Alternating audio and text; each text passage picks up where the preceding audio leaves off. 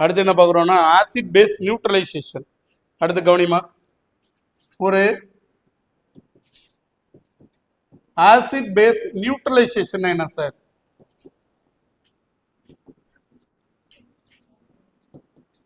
கவனி, ஒரு acid base neutralisation அப்படின்னு என்னன்னு பார்க்க போறோங்க. Acid base neutralisation. அப்ப ஒரு ஆசிடும் பேஸும் ஒரு நியூட்ரலைசேஷன் ரியாக்ஷனுக்கு இன்வால்வ் ஆச்சுன்னா டு ஃபார்ம் த சால்ட். அப்போ ஒரு acid is neutralised by the base. ஒரு ஆசிட் ஒரு பேஸால நியூட்ரலைஸ் ஆச்சுன்னா டு ஃபார்ம் த சால்ட். அது என்ன ஃபார்ம் ஆயிடும் அப்படின்னு பார்த்தீங்கன்னா சால்ட்டா ஃபார்ம் ஆக ஆரம்பிக்கும். ஃபார் எக்ஸாம்பிள்ஸ் பார்த்தீங்கன்னா ஒரு எக்ஸாம்பிள் எழுதிட்டோங்கன்னு, ஒரு ஹைட்ரோக்ளோரிக் ஆசிட் இது என்ன பண்றோம் அப்படின்னா NaOH ரியாக்ட் பண்ணோம் அப்படின்னு பார்த்தீங்கன்னா என்னவா மாறிடும் அப்படின்னா NaCl பிளஸ் H2O மாறிடும். அப்ப இந்த NaCl அப்படின்னா என்ன அர்த்தம்னா இது சால்ட், இது வாட்டர். அப்ப ஒரு ஆசிட் நியூட்ரலைஸ்டு பை பேஸ். ஒரு ஆசிட் இருக்கு, அந்த ஆசிட் ஆனது ஒரு பேஸோட நியூட்ரலைஸ் ஆச்சு அப்படின்னு பார்த்தீங்கன்னா to form the salt and water. This reaction is called acid base neutralisation reaction அப்படின்னு சொல்லுவோம். அந்த மாதிரி கிடைக்கக்கூடிய சால்ட்ல நம்ம 2 டைப் ஆஃப் சால்ட்டை சொல்லலாம். ஒன்று சிம்பிள் சால்ட்டு, இன்னொன்று டபுள் சால்ட் அப்படின்னு சொல்லுவோம். ஒன்று சிம்பிள் சால்ட், இன்னொன்று டபுள் சால்ட். எழுதிக்கோங்க. ஒன்று சிம்பிள் சால்ட். கிடைக்கக்கூடிய சால்ட்டை நம்ம என்ன பண்றோம் அப்படின்னு பார்த்தீங்கன்னா இந்த சால்ட் சொல்யூஷனை 2ஆ கிளாஸிஃபை பண்ணலாம். ஒன்று என்ன அப்படின்னா சிம்பிள் சால்ட்டு, சிம்பிள் சால்ட்டு.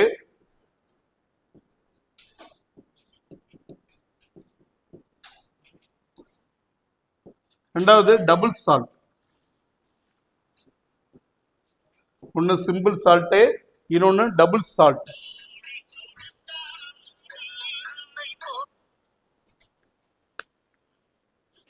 அந்த சிம்பிள் சால்ட்ல ஒன்று எழுதிக்கோமா. சிம்பிள் சால்ட்ல ஒன்று நார்மல் சால்ட்டு, சிம்பிள் சால்ட்ல ஒன்று நார்மல் சால்ட்டு,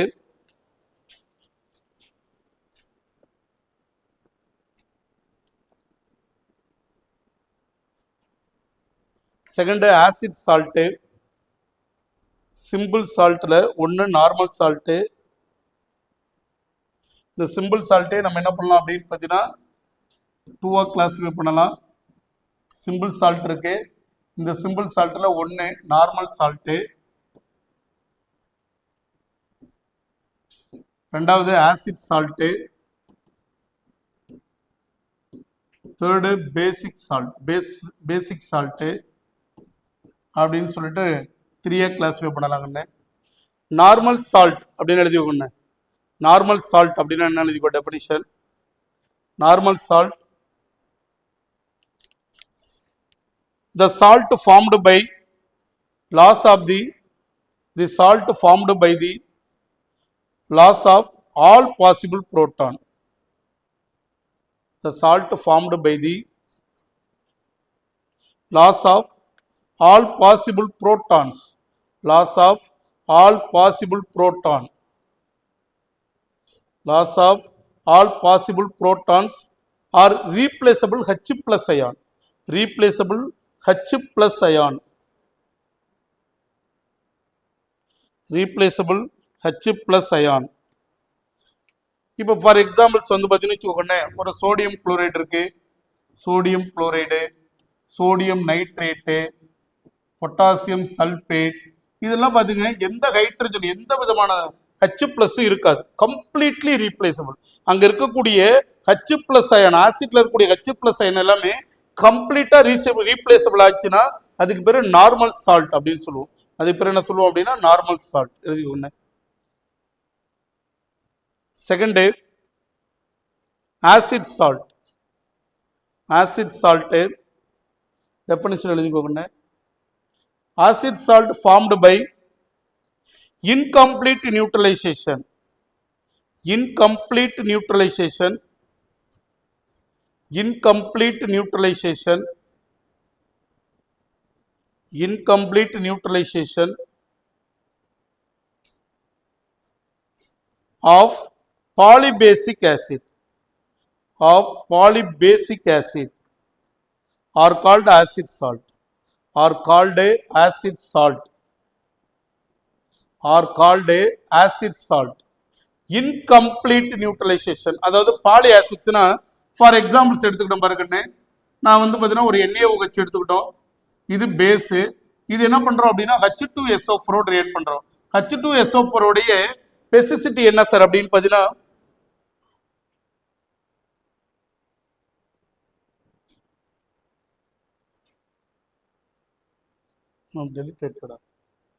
சரி கவனிக்கண்ணே. இப்போ என்ன பார்க்குறோம் அப்படின்னு பார்த்தீங்கன்னா கவனிக்கண்ணே, நம்ம என்ன பார்க்குறோம் அப்படின்னு பார்த்தீங்கன்னா ஆசிட் சால்ட் பார்க்குறோம். இந்த ஆசிட் சால்ட்டில் என்ன சொல்லியிருக்கோம் அப்படின்னு பார்த்தீங்கன்னா ஒரு ஆசிட் இருக்கு அப்படின்னா இப்படி இருக்குன்னு வச்சுக்கோங்க. ஒரு ஆசிட் H2SO4 இருக்கு. இந்த H2SO4 NaOH ரியாக்ட் பண்றதுன்னு. அப்போ இங்க இருக்கக்கூடிய H2SO4 என்ன இருக்கும் அப்படின்னா இதுல எவ்வளவு நம்பர் ஆஃப் ரீப்ளேசபிள் H+ அயனை ரீப்ளேஸ் பண்ணலாம்னா 2H+ அயனை நம்ம என்ன பண்ணலாம் அப்படின்னு பார்த்தீங்கன்னா ரீப்ளேஸ் பண்ணலாம். இந்த மாதிரி கம்ப்ளீட்டா ரீப்ளேசபிள் ஆச்சுன்னா சிம்பிள் சால்ட் நமக்கு கிடைக்கும். அப்ப partially replaceable of H+ ion, இதுல இருந்து ஒரு H+ அயன் மட்டும் ரீப்ளேஸ் ஆச்சுன்னா நமக்கு ஒரு சால்ட் கிடைக்கும். அப்ப என்ன இருக்கும், இங்க இருந்து வரக்கூடிய ஒரு H+ ரீப்ளேஸ் ஆகும். இந்த H+ OH- சேர்ந்தா H2O எலிமினேட் ஆயிரும். மீதி இருக்கிறது NaHSO4 பிளஸ் H2O எலிமினேட் ஆயிரும். அப்ப இதுக்கு பேரு சோடியம் பைசல்பேட் அப்படின்னு சொல்லியிருப்போம். அப்ப இது என்ன அர்த்தம் அப்படின்னு பார்த்தீங்கன்னா இந்த ஆசிட் ஆனது கம்ப்ளீட்டா என்ன இருக்காது அப்படின்னு பார்த்தீங்கன்னா நியூட்ரலைஸ் ஆயிருக்காது. அப்ப இதுக்கு பெசிசிட்டி என்னவா இருக்கும் அப்படின்னு பார்த்தீங்கன்னா இந்த ஆசிடா இருந்தா பெசிசிட்டி, பேஸா இருந்தா அசிடிட்டின்னு சொல்லியிருப்போம். அப்ப ஆசிட் அப்படின்னா என்ன சொல்லிடுவோம் அப்படின்னு பார்த்தீங்கன்னா பெசிசிட்டின்னு சொல்லுவோம்.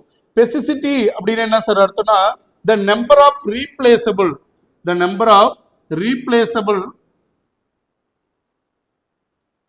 H+ ion, the number of replaceable H+ ion, it is called pesicity. இதே பேஸா இருந்துச்சு அப்படின்னு பார்த்தீங்கன்னா நம்ம என்ன சொல்லுவோம் அப்படின்னா அசிடிட்டி அப்படின்னு சொல்லுவோம். இந்த அசிடிட்டி அப்படின்னா the number of replaceable OH- ion, எதெல்லாம் OH- அயன் எவ்வளவு OH- ரீப்ளேஸ் பண்ணுமோ அதுக்கு பிறகு அசிடிட்டின்னு சொல்லுவோம். அப்ப இது எல்லாமே என்ன அர்த்தம் அப்படின்னு பார்த்தீங்கன்னா பாலிபேசிக் ஆசிட் சொல்லுவோம். பாலிபேசிக் அப்படின்னு என்ன சார் அர்த்தம் அப்படின்னா ஆசிட் பாலிபேசிக்னா அதனுடைய பெசிசிட்டி ஒன்னுக்கு மேல இருந்துச்சுன்னா அது பேர் பாலி அப்படின்னு சொல்லியிருப்போம். இந்த மாதிரி இருக்கக்கூடிய பாலிபேசிக் ஆசிட் ஆனது என்ன பண்ணும் அப்படின்னு பார்த்தீங்கன்னா ஒரு NaOH ரியாக்ட் பண்ணிச்சு அப்படின்னு பார்த்தீங்கன்னா என்ன மாறிடும் அப்படின்னா H2 எலிமினேட் ஆயிரும். இப்போ சோடியம் பைசல்பேட் கிடைச்சிடும். எழுதிக்கோங்க. இது சால்ட் என்னென்ன எக்ஸாம்பிள்ஸ், ஆசிட் சால்ட்னா sodium bicarbonate, sodium bisulphate, sodium bicarbonate, sodium bisulphate, இதெல்லாமே ஆசிட் சால்ட்டுக்கு எக்ஸாம்பிள்.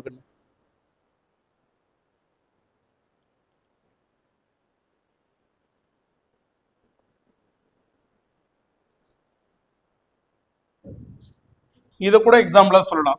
NaH2PO4, இன்னொன்னு Na2HPO4, இது எல்லாமே என்ன சொல்லலாம் அப்படின்னு பார்த்தீங்கன்னா ஆசிட் சால்ட்டுக்கு எக்ஸாம்பிள். ஏன் சார் இந்த மாதிரி சொல்றோம் அப்படின்னா H3PO4க்கு பேர் என்ன சொல்லுவோம் அப்படின்னு பார்த்தீங்கன்னா பாஸ்பாரிக் ஆசிட். இந்த பாஸ்பாரிக் ஆசிடுடைய பெசிசிட்டி வந்து பார்த்தீங்கன்னா 3. பாஸ்பாரிக் ஆசிடுடைய பெசிசிட்டி 3. அப்ப 3H+ இது ரீப்ளேஸ் பண்ணலாம். இங்க பாருங்க ஒரு H+ ரீப்ளேஸ் பண்ணிட்டு ஒரு சோடியம், இங்க 2H+ ரீப்ளேஸ் பண்ணிட்டு 2 சோடியம். அப்ப 3 ஹைட்ரஜன் ரீப்ளேஸ் பண்ணியிருந்தா மட்டும்தான் நமக்கு வந்து பாத்தீங்கன்னா சிம்பிள் சால்ட் கிடைக்கும். இது வந்து பாத்தீங்கன்னா ஆசிட் சால்ட். ஏன்னா இன்னமும் H+ நம்ம ரீப்ளேஸ் பண்ணலாம். அப்ப இந்த மாதிரி இருக்கிறது பேர் தான் ஆசிட் சால்ட். அடுத்து பேசிக் சால்ட் எழுதிக்கோங்க. பேசிக் salt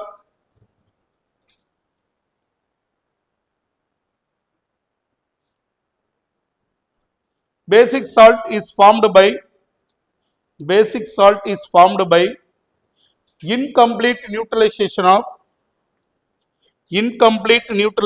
of polyacidic bases.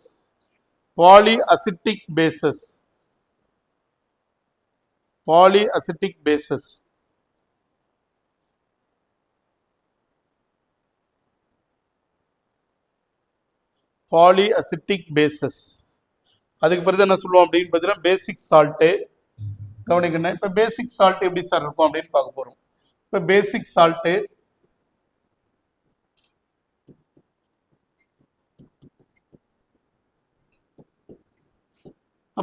சால்ட்னா incomplete neutralisation of polyacidic bases அப்படின்னு சொல்லியிருப்போம். ஃபார் எக்ஸாம்பிள்ஸ் ஒரு ZnOH ட்வைஸ், இதுக்கு பேர் என்ன சொல்லுவோம் அப்படின்னு பார்த்தீங்கன்னா இதனுடைய அசிடிட்டி என்ன சார் அப்படின்னா 2OH- ரீப்ளேஸ் பண்ணலாம். இப்போ இது என்ன பண்றோம் அப்படின்னு பார்த்தீங்கன்னா ஹைட்ரோகுளோரிக் ஆசிடோட ரியாக்ட் பண்றாங்கன்னு. இது பேஸ் ஒரு HCl ரியாக்ட் பண்றோம். இங்க இருக்கக்கூடிய OH H ரியாக்ட் ஆச்சு அப்படின்னா H2O எலிமினேட் ஆயிரும். அதுக்கு பதில் ஒரு Cl பதிலீடு ஆயிரும். அப்ப ZnOH Cl மாறிடும். அப்ப இதுதான் என்ன சொல்லுவோம் அப்படின்னு பார்த்தீங்கன்னு வச்சுக்கோ, இதுக்கு பேர் தான் பேசிக் சால்ட் அப்படின்னு சொல்லியிருப்போம். அப்ப நம்பர் ஆஃப் ரீப்ளேசபிள், அதாவது அதனுடைய பெசிசிட்டி பார்க்கணும். அப்ப என்ன அர்த்தம் அப்படின்னு பார்த்தீங்கன்னா, இது பேஸா இருந்தா அசிடிட்டி பார்க்குறோம். எவ்வளவு OH மைனஸ் ரீப்ளேஸ் பண்ண முடியுமோ அதுதான் என்ன சொல்லுவோம் அப்படின்னா அசிடிட்டி. ஜிங்க் ஹைட்ராக்சைடோடைய அசிடிட்டி 2, அதுல ஒரு OH மைனஸ் மட்டும் தான் ரீப்ளேஸ் ஆயிருக்கு. இட் இஸ் இன்கம்ப்ளீட் நியூட்ரலைசேஷன், கம்ப்ளீட்டா நியூட்ரலைசேஷன் ஆயிருக்காது. இந்த மாதிரி கிடைக்கக்கூடிய சால்ட்டுக்கு பேர் தான் பேசிக் சால்ட். எழுதிக்கோங்க. எக்ஸாம்பிள் எழுதிக்கோ. Another examples: FeOH twice Cl, MgOHCl, இது எல்லாமே எழுதலாங்கண்ணே. MgOH இது என்ன இப்படி இருக்குன்னா MgOH twice plus HCl, அப்ப என்ன மாறிடும் அப்படின்னா MgOHCl பிளஸ் என்ன வெளியில் போயிடும், MgOHCl வெளியில் போயிடும். மீதி இருக்கிறது என்ன மாறிடும் அப்படின்னா H2O எலிமினேட் ஆயிரும். அதே மாதிரி தான் என்ன எழுதலாம் அப்படின்னு பார்த்தீங்கன்னா FeOH thrice hydrochloric acid, FeOH twice Cl plus H2O eliminate ஆயிருங்க. இது எல்லாமே என்ன சொல்லுவோம் அப்படின்னு பார்த்தீங்கன்னா பேசிக் சால்ட் அப்படின்னு சொல்லலாங்க. இதுலேயே கொஸ்டின் வருங்கன்னா which one of the following is acidic salt, basic சால்ட்டுன்னு கேட்பாங்க. அசிடிக் சால்ட்டாக இருந்தால் இன்கம்ப்ளீட் நியூட்ரலைசேஷன் இருக்கும். அந்த மாதிரி இன்கம்ப்ளீட் நியூட்ரலைசேஷன் எப்போ வரும் அப்படின்னு பார்த்தீங்கன்னா மோர் பேசிக், அதாவது மோர் பெசிசிட்டி இருக்கக்கூடிய ஆசிடோட ரியாக்ட் ஆச்சு அப்படின்னா, ஒரு பேஸ் ரியாக்ட் ஆச்சுன்னா அது இன்கம்ப்ளீட்டாக இருக்கும். ஏன்னா ஒவ்வொரு H+ஆக ரீப்ளேஸ் பண்ணும். அந்த மாதிரி கிடைக்கக்கூடிய இது பேர் தான் ஆசிட் சால்ட் அப்படின்னு சொல்லுவோம். பேசிக் சால்ட்டும் அதே மாதிரி தான். மோர் பெசிசிட்டி, அதிகமாக இருக்கக்கூடிய அசிடிட்டி இருக்கக்கூடிய ஒரு பேஸ் எடுத்துக்கிட்டோம் அப்படின்னு பார்த்தீங்கன்னா அது என்ன பண்ணுன்னா ஒவ்வொரு OH மைனஸ் தான் ரீப்ளேஸ் பண்ணும். அப்போ கிடைக்கக்கூடிய சால்ட்டுக்கு பேர் தான் என்ன சொல்லுவோம் அப்படின்னா பேசிக் சால்ட் அப்படின்னு சொல்லுவோம். அடுத்து எழுதிக்கணும் double salt. It is double salt is formed between, double salt is formed by more than 2 simple salt combined with more than 2 simple salt. The double salt is formed by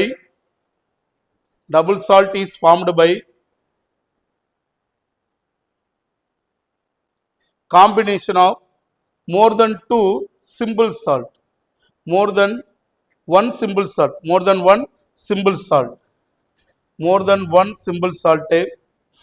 For example எழுதிக்கோங்க. double salt,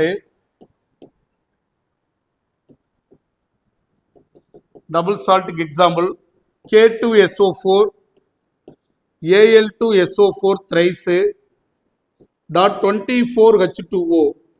இதுக்கு பேர் என்ன சொல்லுவோம் அப்படின்னா பொட்டாசாலம் அப்படின்னு சொல்லியிருப்போம். Potash alum. இந்த potash alum it is an example for the double salt. K2SO4ங்கிறது potassium sulphate, one simple salt. Aluminium sulphate is another simple salt. Two mixing of two simple salt, it is a form of double salt form ஆக ஆரம்பிக்கும்.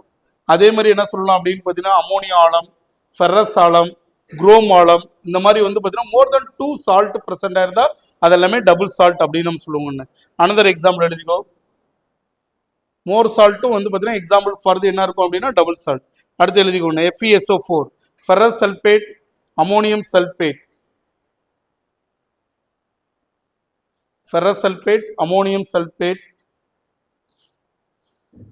ferrous sulfate, FeSO4, ammonium sulfate, NH4 twice SO4 dot 6H2O, FeSO4 dot NH4 twice SO4 plus 6H2O. இதுக்கு பேர் என்ன சொல்லுவோம் அப்படின்னு பார்த்தீங்கன்னா இந்த salt இதுலேயும் பாருக்கண்ணே, இது ஃபெரஸ் சல்பேட், இதுக்கு பேர் என்ன சொல்லுவோம் அப்படின்னா அமோனியம் சல்பேட் அப்படின்னு சொல்லியிருப்போம். எப்பவுமே ஞாபகம் வச்சுக்கணுங்கன்னா ஒரு சால்ட் இருக்கு அப்படின்னா மோர் தென் 2 சிம்பிள் சால்ட், ரெண்டுக்கு மேலே நீ எந்த சால்ட் வேணுமோ போடலாம். சில டைம் வந்து பார்த்தீங்கன்னா K2SO4 வச்சுட்டு இந்த Al2SO4 த்ரைஸுக்கு பதில் Cr2SO4 த்ரைஸ் போட்டிங்கன்னா அது குரோம் ஆலமாக மாறிடும். அது என்ன இருக்கும்? குரோம் ஆலம். இங்கே இருக்கக்கூடிய ஏழுக்கு பதில் குரோமியம் போட்டோம் அப்படின்னா அது குரோம் ஆலமாக மாறிடும். அப்போ ஒரு சால்ட் மோர் தென் 2 சிம்பிள் சால்ட் மிக்ஸ் ஆச்சுன்னா நமக்கு கிடைக்கிறது என்ன இருக்கும் அப்படின்னா டபுள் சால்ட்டாக கிடைக்குங்கண்ணே. சரி, அடுத்து நம்ம என்ன பார்க்க போகிறோம் அப்படின்னா பஃபர் இண்டெக்ஸ் அப்படின்னு என்னன்னு பார்க்க போகிறோம். Buffer index. ஒரு பஃபர் இண்டெக்ஸ் அப்படின்னு என்ன சார்? இந்த பஃபர் இண்டெக்ஸ் வச்சுக்கிட்டு நம்ம என்ன கண்டுபிடிக்கலாம் அப்படின்னு பார்த்தீங்கன்னா இந்த பஃபர் இண்டெக்ஸுக்கு அப்புறம் நம்ம என்னென்ன கால்குலேட் பண்ணோம்னா சாலிபிலிட்டி ப்ராடக்ட் எப்படி கால்குலேட் பண்ண போகிறோம், ஒரு சால்ட் ஹைட்ராலிசிஸ் பண்ணால் என்ன கிடைக்குன்னு பார்க்க போகிறோங்கண்ணே. ஃபர்ஸ்ட் பஃபர் இண்டெக்ஸ் அப்படின்னு என்ன பார்க்க போகிறோங்க.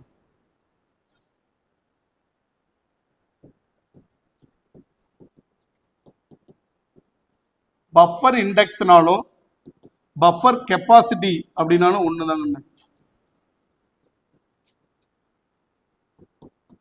பஃபர் இண்டெக்ஸ்னாலும் பஃபர் கெப்பாசிட்டி.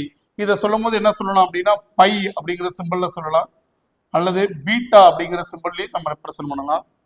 இது எழுதும் போது எப்படி எழுதுவோம் அப்படின்னு பார்த்தீங்கன்னா pi's equal to DB divided by DPH அப்படின்னு சொல்லுவோம் formula. Pi's equal to DB divided by DPH அப்படின்னு சொல்லுவோம்.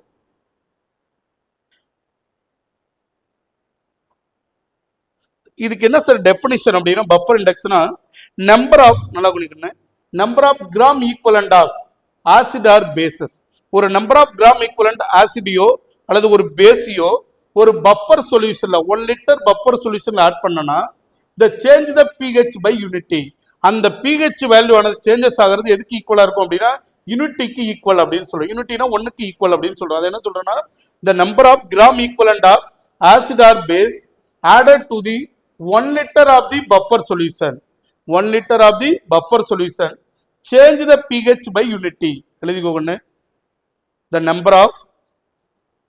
number of gram equivalent of acid or bases, the number of gram equivalent of acid or bases added to the 1 liter of the buffer solution, 1 liter of the buffer solution, change the pH by unity, change the pH by unity, change the pH by unity.